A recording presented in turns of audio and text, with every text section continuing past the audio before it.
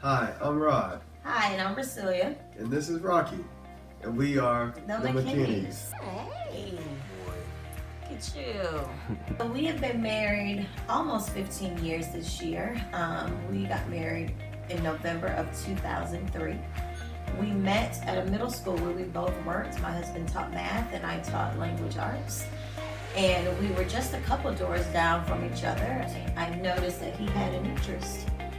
And the story just continues from there. Yeah, because I had an interest, but she had the hots for me. And so my interest plus her hots for me, we decided, hey, let's go and get married. And here we are today, about 15 years later, and we're still happily married. So like most couples, we've always seen ourselves as parents. This wasn't something that we agreed to immediately begin pursuing when we first got married, only because we did want to take some time to get to know each other, to travel, to have fun, and just to really connect and become one with each other prior to having children. Set out after the first couple of years of marriage, and okay, now it's time, I'm ready, we're ready. And so I thought we would just come together, her and me. 9 months later, we're having a baby. But oh, I was wrong. In trying to conceive, the months and the days and the years that passed by with us having the negative pregnancy test, it really was crushing to me as her husband, because I just wanted her to be pregnant, and I wanted her to be a mom, and I wanted to be a dad. And it just seemed like no matter how hard we tried, I wasn't able to make it happen. As a husband, you're the fixer. You're the one with the solutions, and you're the handyman around the house. And so I thought I had all the tools, but yet I couldn't make it happen. It was quite a journey for us. I can recall as a woman just wanting and having that desire so badly, and every month just thinking maybe this is it, and buying an innumerable amount of pregnancy tests and just thinking, okay, this is that month, this is the time it's happening. And yeah, it was a painful process, to say the least, that every month I just felt kind of defeated. I felt like this was not happening. I really started to doubt or question whether it ever will happen for us. So because this was some years in the making that we had really been trying. As I've said before, it has always been my dream and just a strong, innate desire to be a mother. And when my husband and I decided to grow our family, I thought that this will be easy. I thought that we would do what was necessary and become pregnant, and that did not happen for us. And so it really was an emotional roller coaster for me. I can recall, as I said, just purchasing an innumerable amount of pregnancy tests and thinking month after month, this is it. And then to be disappointed when I found out that it really wasn't it. And we went through this process over and over and over again, and it just felt like a continuous cycle that month after month we were doing what we needed to do, and it just was not happening for us. And so it was difficult. I felt inadequate sometimes as a woman, because I really wanted that desire to be fulfilled, to not only be a mom but also to give my husband an opportunity to be a father. And so it really was a sense of inadequacy at times. It was a sense of failure. I felt like my body had failed me in some ways, and so it was difficult for me to live with the fact month after month that this was not happening. And I had lots of questions. I did begin to doubt and wonder if this would ever in fact happen for us. And so when it did, I was just overjoyed that Reese Madison was conceived. And I can recall that day just being the happiest day of my life. It was a day that it was like the angels were singing. It was a beautiful, glorious day, and I was just super excited about becoming a mom and giving my husband the opportunity to become a father. I remember it like it was yesterday when I realized that, wow, we might actually be pregnant. At this point, I had put a calendar up in my laundry room, and I was marking off days and days of activity and this, that, and the other. And I was really keeping count of everything because I was at this point so anxious. But I remember it was January, if I'm not mistaken, of 2008. And I remember we were in Walmart, and I remember she had on this gray jumpsuit, and we were walking in Walmart holding hands, and someone just passed by and just mentioned to her that she was glowing, and I could remember, oh, she's glowing. I mean, she could possibly be pregnant. I just remember that feeling like, okay, she got the glow, so is this it? And so over the course of the next few weeks, I believe we found out that we had conceived. We eventually, after the trying and the praying and believing, we were able to conceive our baby girl. And so this was, again, just the most joyous moment of my life, next to getting married.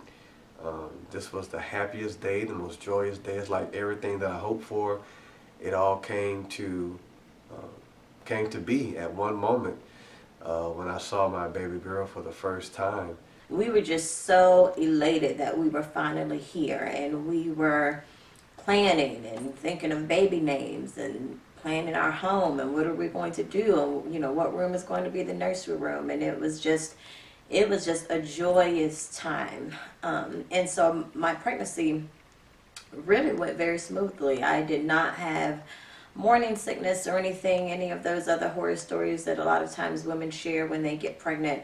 That was just not me. It really was a very smooth pregnancy up until about 19 weeks. At that time, I started to have some complications, and so I remember going to the doctor, and at first the doctor assured me that everything was fine, and that if anything occurred again, to come back to the doctor, which we did.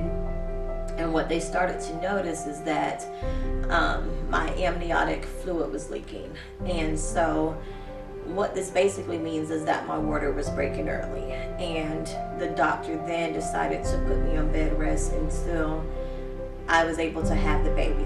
This was totally not what we were expecting because the pregnancy started off so great. But we just, had a knowing, had a gut feeling that, hey, everything was going to work out and be okay. Like I said, I was happy that we made that decision. I do know that prior even to the hospital stay, we went to visit one doctor, and he was a specialist that we were referred to. And he just very emphatically, I remember him saying that our baby would not survive, and that he really wanted us to get an abortion. And because of our faith, we knew that was not an option for us. And so again, we really just tried to believe God and have hope for the best.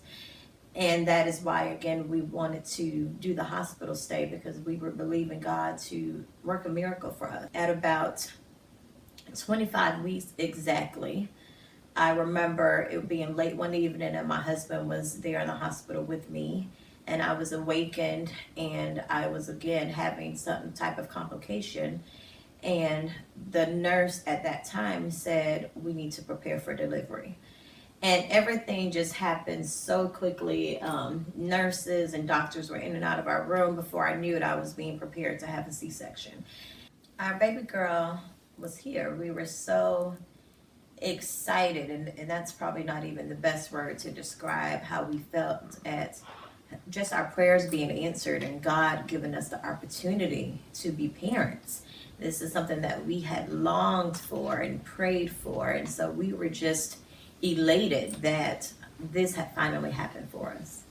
Yeah, when I think about it, it makes me think real quick. As a kid, you want something for Christmas, and you hope and you hope and you hope and you hope and you hope and you get it, and when you finally get it, you open up the package and realize that, hey, it's broken and you can't play with it like you wanted to. And that's the way we felt, because we couldn't hold our baby, because now once the dust settled, we started to realize the seriousness of her situation when she was really fighting for her life. And we couldn't hold her like we wanted to. We couldn't, touch her the way we wanted to, because her condition was so serious. And with every second that passed by, she was literally fighting for her breath to breathe.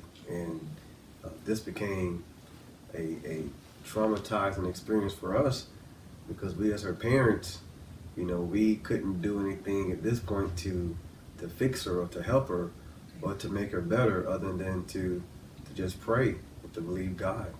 And so after these many years of trying, we got our bundle of joy, and this joy soon turned into a deep sorrow for us, because after 2 days of fighting, our baby girl, she passed away. Yeah, and the best way I can describe this is